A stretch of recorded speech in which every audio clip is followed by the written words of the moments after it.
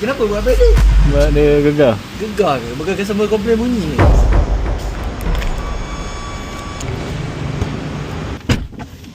Mana nak ke belakang ke ni?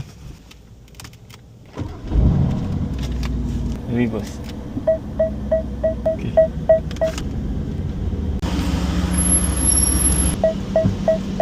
Parking. Kita dah buka. Boleh keluar dah. Macam ni. So ni letak sini dulu lah. So yang besar ni kita buka screw ni dengan screw ni. Menu lagi safety lah. Screw pun tak loose. Thank you bro. Dah pandai pakai glue kan kau? So kena buka ni pula. Keluarkan disk. Buka brake disk. Apa? Brake disk. Beg ni? Kenapa buat beg ni? Sebab dia gegar. Gegar ke? Bukan customer komplain bunyi ni? Okey. Kalau Mana mau masuk tengok disk sikit? Kalau disk macam ni, disk performance dia. Ini dia ada safety light. Tapi biasa performance dia di kita tak ada kena skin.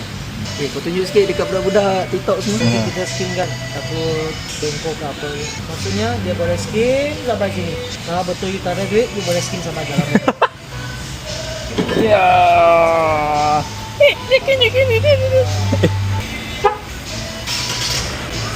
Belum pasang ni, kita gosok dulu brake pad. Takut bunyi lagi. Ni pun nak kena gosok juga. So kita gosok dua-dua lah. Ni tajam-tajam tepi-tepi ni. Brake pad tebal lagi. So kita gosok dulu. Ni yang buat bunyi paling jahat ni. Senang nak masuk disk.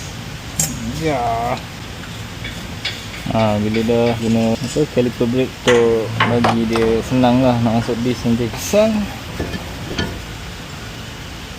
Safety first. Kita masukkan, start balik. Ni macam biasa, kita marking ni.